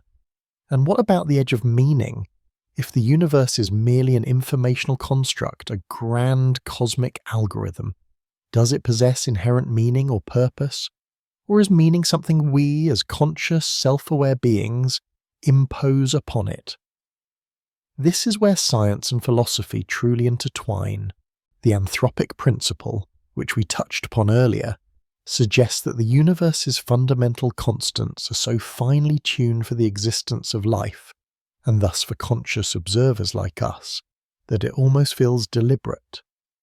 Is this fine-tuning merely a cosmic coincidence, an outcome of an infinite multiverse where every possibility is realized? Or does it hint at a deeper underlying purpose, an intentionality woven into the fabric of existence itself? If there is such a purpose, then the edge of the universe might also be the edge of its narrative, the point at which its story reveals its ultimate theme. But perhaps, as conscious beings capable of asking such questions, we are the universe's way of contemplating its own meaning. Our quest for understanding, our relentless push against the boundaries of the known, might be the universe's own journey of self-discovery. Think about it. From the smallest quantum fluctuation to the vastest cosmic structure, from the emergence of life to the blossoming of self-awareness, the universe seems to be on a trajectory of increasing complexity and information processing. Perhaps our very existence, our capacity for wonder and inquiry, is a testament to this inherent drive. We are, in a profound sense, the universe experiencing itself, questioning itself, and striving to comprehend its own edges. So, as we stand here conceptually, at the edge of unknowability, gazing into the profound abyss of what might forever remain beyond our grasp, what do we take away? We take away a renewed sense of awe. we take away the understanding that our scientific journey is not just about accumulating facts, but about expanding our very capacity to wonder, to conceptualize, to challenge our intuition. The universe, in its infinite wisdom and bewildering complexity, continues to present us with these edges, these frontiers where our current understanding falters. It asks us to be brave, to be imaginative, to be relentless in our pursuit of knowledge, even when that pursuit leads us to the very limits of what can be known. We have explored edges defined by the light speed, by cosmic expansion, by the universe's infancy, by the mind-bending realities of quantum mechanics, by the very fabric of space-time, and by the nature of consciousness itself. Now we confront the ultimate edge, the boundary of our ability to know, to comprehend, to grasp the fundamental why and how of existence. This is not an end, but a new beginning. It is the realization that the greatest mysteries are often the most profound, and that the questions we cannot yet answer are often the most important ones to ask. The universe, in its boundless generosity, offers us an endless journey of discovery, a path that stretches far beyond the horizon of our current understanding, inviting us to keep looking, keep questioning, and keep wondering what truly happens at the edge of the universe. And perhaps, just perhaps, the answer lies not in finding a definitive boundary, but in the eternal act of seeking it. Chapter 10. You've journeyed with us, haven't you? From the cosmic horizon to the whisper of a quantum string, from the Big Bang's echo to the unsettling possibility of our own simulated reality. We've even dipped our toes into the profound waters of consciousness, grappling with the idea that perhaps, in some fundamental way, reality requires an observer to fully manifest. If the universe is indeed information, and consciousness is the processing engine that gives that information meaning, then where does that leave us? What happens at the very edge of that understanding? This brings us quite naturally to the ultimate boundaries, the ones that even our most audacious theories struggle to breach. We're talking about the edge of unknowability, the grand before, the why, and the what next. These aren't just scientific challenges, they're existential questions that push against the very fabric of human comprehension. Let's tackle the first and arguably the most persistent question that haunts every child and every cosmologist. What came before the Big Bang? You see, when we talk about the Big Bang, we're not just talking about an explosion in space, but the expansion of space itself, and with it, the genesis of time as we understand it. So to ask what came before is like asking what's north of the North Pole. The coordinates themselves begin to lose their meaning. Our current physics, the very laws that govern the universe we inhabit, fundamentally break down at that initial singularity. Imagine trying to use a ruler to measure a point with no dimensions. It's an impossible task. Time, as defined by the progression of events and the flow of entropy, appears to have had a beginning. If time itself began with the Big Bang, then before becomes a concept without a temporal framework. It's not just a place we haven't reached yet. It's a concept that might not even exist in the way our linear human minds perceive it. But does that mean nothing existed? Not necessarily. This is where the truly mind-bending theories emerge, stretching our intuition to its absolute limit. Some cosmologists propose cyclic universes, where our Big Bang was merely a big bounce, the rebound from the collapse of a previous universe. Picture a cosmic accordion, endlessly expanding and contracting our universe just one in an infinite series. Perhaps the information from previous iterations is somehow encoded, a cosmic memory woven into the fabric of the next cycle, though the mechanisms remain purely speculative. Then there's the idea that the Big Bang itself wasn't the absolute beginning, but rather a localized event within a larger pre-existing framework. Remember our discussion of the multiverse, those countless bubble universes popping into existence? What if our Big Bang was just one such bubble nucleation event, a quantum fluctuation in a vast, eternal, higher dimensional bulk, akin to a single drop forming in an infinite ocean? In this scenario, the before isn't an absence, but an eternal, seething quantum plenum, constantly birthing new universes. Our universe, with its specific laws and dimensions, would simply be one of the countless outcomes. Consider the quantum foam we explored at the Planck scale, that frothing, chaotic realm where particles spontaneously appear and disappear. What if the entire universe, our entire reality, emerged from a similar gargantuan quantum fluctuation? Not from nothing, but from a state of pure potential, a quantum vacuum teeming with virtual particles and energy, where the laws of physics are not yet fixed but are instead emergent properties. The nothing from which the universe sprang would then be a very specific, highly energetic kind of nothing, pregnant with possibility. This edge of unknowability challenges our most basic assumptions about existence. It forces us to confront the limitations of our scientific tools and even our very language. How do you describe a state where space and time, cause and effect as we know them, have no meaning? It's a humbling boundary, reminding us that even with all our incredible advances, there remain fundamental questions that may forever lie beyond the reach of empirical observation or even theoretical formulation within our current paradigm. But let's push even further. Beyond what came before lies the truly profound question: why is there anything at all?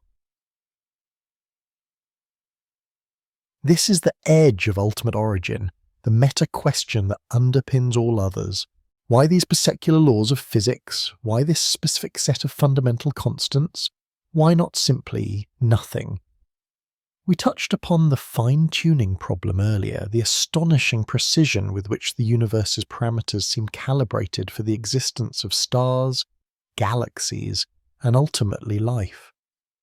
If the strong nuclear force were just slightly different, no stable atomic nuclei, if the gravitational constant were tweaked, no stars or planets, if dark energy's density were off by a hair, the universe would either collapse instantly or fly apart too quickly for anything to form. It's like finding a perfectly balanced pencil standing on its tip for billions of years. Is this evidence of a cosmic architect, a grand designer, or is it simply a statistical inevitability in a multiverse of infinite possibilities where some universes are bound to have the right conditions and we just happen to be in one of them? If there are an infinite number of universes, each with slightly different physical laws, then it's no surprise that at least one of them would be conducive to intelligent life capable of asking these questions. We are, in a sense, survivors of a cosmic lottery. Yet even the multiverse hypothesis doesn't fully answer why anything at all. It pushes the question back one level. Why the multiverse? Why those fundamental laws that govern the generation of multiple universes? It's a recursive rabbit hole, isn't it? Perhaps the answer lies in the very nature of existence itself. Some theories propose that the universe, or the underlying framework from which it sprang, is just self-creating, or self-consistent. Imagine a set of fundamental mathematical laws so elegant and so complete that they necessitate their own existence, giving rise to reality as an emergent property. It's a bit like a computer program that is so perfectly designed that it runs itself, without needing an external start command. Or could it be that information, as we discussed, is the most fundamental aspect of reality, and that information by its very nature tends towards complexity and organization? Could existence itself be an inevitable consequence of the rules of information processing? If the universe is a giant computation, perhaps it's a computation that had to run. This brings us back to the role of the observer, and thus the edge of meaning. If the universe is fundamentally information, and if consciousness plays a role in actualizing that information into observed reality, then perhaps meaning isn't something inherent in the universe, but rather something we, the conscious observers, bring to it. Think about it. A tree falling in a forest makes no sound if there's no ear to hear it. Its existence is a vibrational pattern in the air, but the experience of sound requires a conscious observer. Similarly, perhaps the vast indifferent cosmos only gains meaning when a conscious entity like you or us looks out and asks, why? Does the universe have a purpose? From a purely scientific standpoint, the universe simply is. It follows its laws, expands, evolves, and will eventually fade. There's no scientific evidence for an inherent cosmic purpose. But that doesn't mean meaning is absent. It suggests that meaning is a human construct, a profound act of creation that arises from our unique capacity for introspection, connection, and narrative.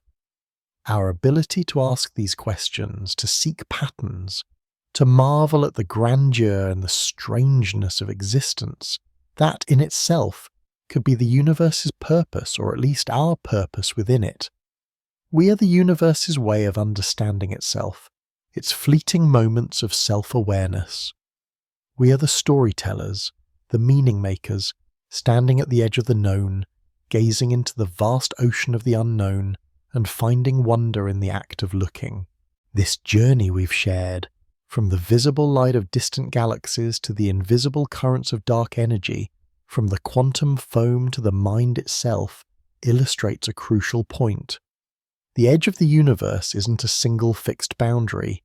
It's a constantly expanding horizon of understanding, a moving target that recedes as we advance. Every answer we discover opens up a dozen new questions. Every solved mystery reveals a deeper, more profound enigma. The future of discovery is not about finding a final wall at the end of space or time, but about continually pushing the boundaries of our perception and intellect. What new instruments will peer further back in time, or deeper into the quantum realm? What revolutionary theories will emerge to unify gravity with quantum mechanics, or to explain the true nature of dark energy? Will we ever detect evidence of other bubble universes, or communicate with a simulated reality? These aren't just academic questions. They are the driving force behind our insatiable curiosity, the very essence of what it means to be human.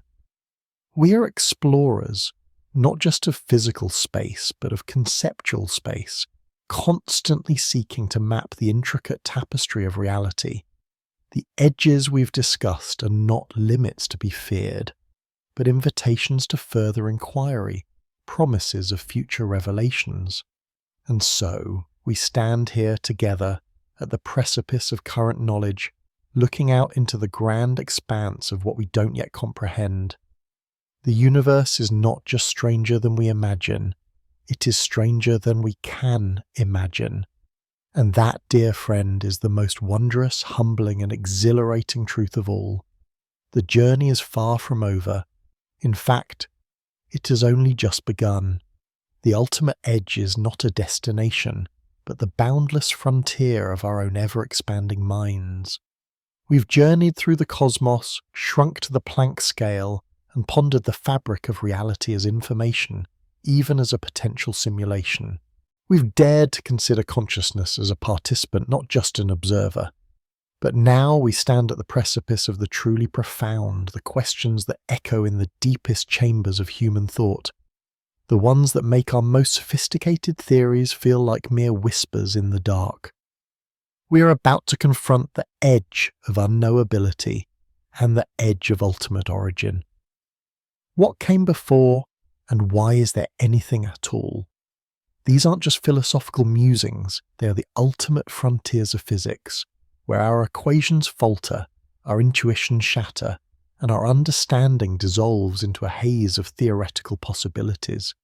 Are you ready to dive into the void where even the concept of before might cease to have meaning? Let's begin with the biggest question mark in cosmic history. What happened before the Big Bang? For decades, even centuries, this question was considered unscientific, a realm for theologians and metaphysicians. Scientists would simply state the Big Bang was the beginning of everything: space, time, matter, energy. There was no before because time itself began then. It's like asking what's north of the North Pole. The question itself is ill-posed within the established framework. But our understanding has evolved. We've learnt that the universe plays tricks on our intuition, and sometimes the ill-posed question simply reveals the limitations of our current framework. What if the Big Bang wasn't the absolute genesis, but a transformative event within a larger, more enduring reality? Imagine for a moment a cyclic universe. This isn't a new idea. Ancient philosophies often spoke of cycles of creation and destruction. In modern cosmology, the concept suggests that our universe might be just one iteration in an endless series of expansions and contractions.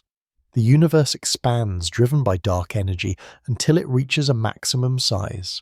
Then perhaps gravity eventually reasserts itself, or some unknown force causes it to reverse course, contracting back down into an incredibly hot, dense state, a big crunch. And from that big crunch, a new Big Bang might emerge, like a phoenix rising from cosmic ashes, birthing a new universe with its own laws, its own stars, its own history. It's a poetic vision, isn't it? A universe that breathes, expands, and contracts eternally. But there are significant challenges to this idea. One major hurdle is entropy. The second law of thermodynamics tells us that entropy, or disorder, always increases in a closed system. If the universe undergoes endless cycles, each cycle would accumulate more entropy than the last. Eventually, the universe would become so disordered that it couldn't possibly reboot into a new, low-entropy state capable of forming stars and galaxies. It would be like trying to rewind a film that gets grainier with each viewing until it's just static. Dark energy, too, complicates matters, as its repulsive force seems to be accelerating the expansion, making a universal collapse less likely. So while the cyclic universe offers a mesmerizing answer to what came before, it struggles against the relentless arrow of time and the universe's accelerating expansion. But what if the answer lies not in cycles, but in an even grander, more expansive reality? Remember our discussion of cosmic inflation, that rapid exponential expansion in the first fraction of a second after our Big Bang? What if that inflationary process isn't a one-time event, but an eternal one? This brings us back to the POM multiverse, specifically the concept of eternal inflation. In this scenario, the meta-space where inflation occurs is vast and never-ending. Pockets of this inflating space occasionally stop inflating, creating bubble universes like ours. Our Big Bang, then, wasn't the beginning of everything, but merely the birth of our particular bubble. The before for our universe would be the eternal inflating metaspace itself. It's a bit like asking what came before a specific wave on the ocean. The ocean was always there, generating countless waves. The metaspace doesn't have a beginning or an end in the conventional sense. It simply is, perpetually bubbling forth new universes. This idea elegantly sidesteps the before problem by pushing the boundary of ultimate origin beyond our observable universe.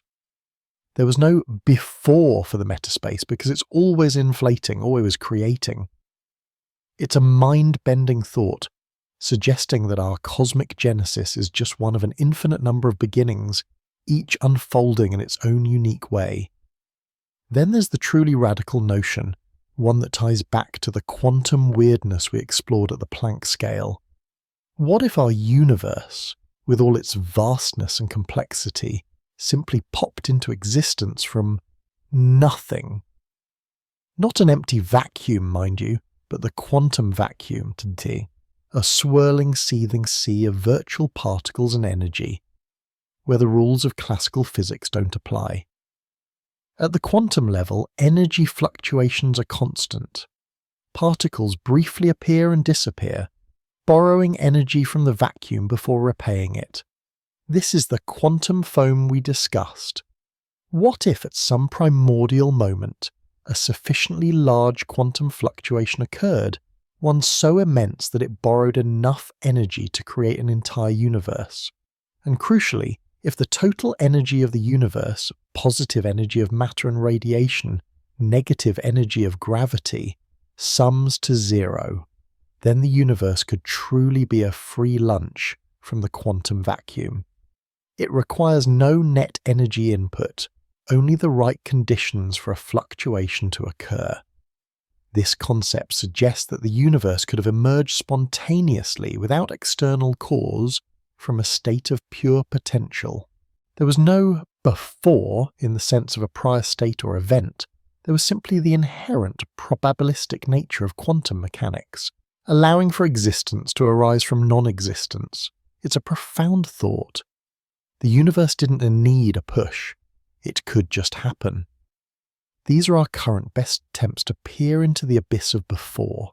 Each theory, cyclic universes, eternal inflation, quantum emergence, offers a different conceptual framework, pushing the edge of unknowability further back or perhaps dissolving it entirely. But even if we grasp how it all began, we are left with the even more fundamental, often unsettling question.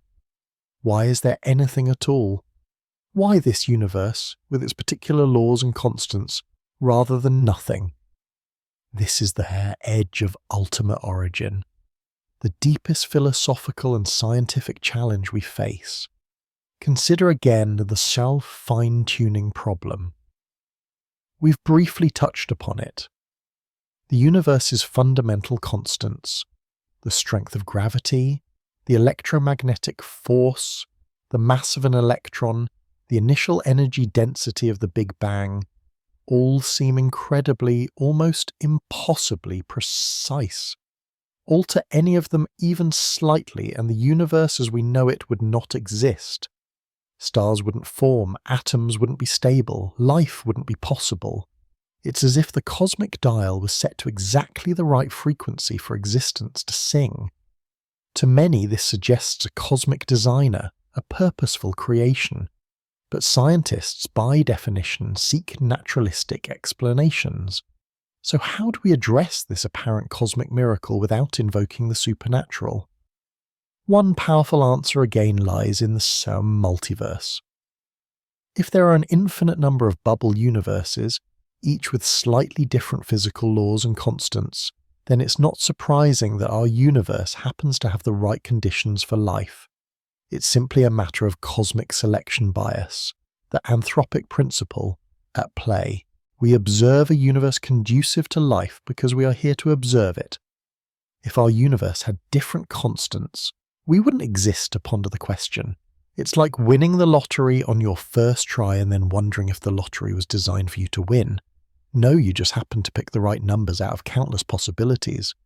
The multiverse, while unproven, offers a compelling scientific explanation for fine-tuning, transforming a seeming miracle into a statistical inevitability. But what if the universe's laws aren't arbitrary, even across a multiverse? What if they are, in some profound sense, self-creating or mathematically inevitable? This is a truly abstract concept. Imagine a universe where the laws of physics aren't chosen, but are the only possible self-consistent set of rules that can exist. Perhaps the very act of existence or the nature of mathematics itself dictates what is possible. Some theories propose that reality itself emerges from fundamental mathematical structures, meaning that the universe had to be the way it is because it's the only mathematically coherent possibility. It's a universe that writes its own operating system, where the rules aren't imposed but are emergent properties of its own structure. This line of thinking often delves into the idea that information is truly fundamental. If information is conserved, and if reality is ultimately informational, then perhaps existence itself is an inevitable consequence of certain informational principles. The universe isn't just made of information, it is information, unfolding according to its own intrinsic logic. In this view, nothingness is inherently unstable, and the emergence of structure, complexity, and ultimately consciousness is a natural, perhaps even necessary outcome of these informational dynamics. As we stand at these ultimate edges, you might feel a dizzying sense of the unknown, perhaps even a touch of existential vertigo. We are pushing against the very limits of human comprehension, grappling with concepts that defy our everyday experience of time, space, and causality. Yet, isn't this the most exhilarating part of the journey? To confront the biggest mysteries, to humbly acknowledge the vastness of what we don't know, and to continue to seek answers, even if those answers only lead to deeper, more profound questions. These edges, the unknowable before the inexplicable why, aren't barriers to our understanding. They are the ultimate invitations. They beckon us to question, to theorize, to observe with ever-increasing precision, and to expand the very boundaries of what we consider possible. They remind us that the universe is not just strange, but infinitely, beautifully strange. And in this endless quest, as we peel back layer after layer of cosmic mystery, we arrive at perhaps the most intimate and human of all edges, the warp edge of meaning. What does it all mean, this vast, intricate, and baffling cosmos? Is there an inherent purpose woven into its fabric, or do we, as conscious beings, imbue it with meaning through our very act of questioning? That, my curious companions, is the next, and arguably most personal, frontier we shall explore.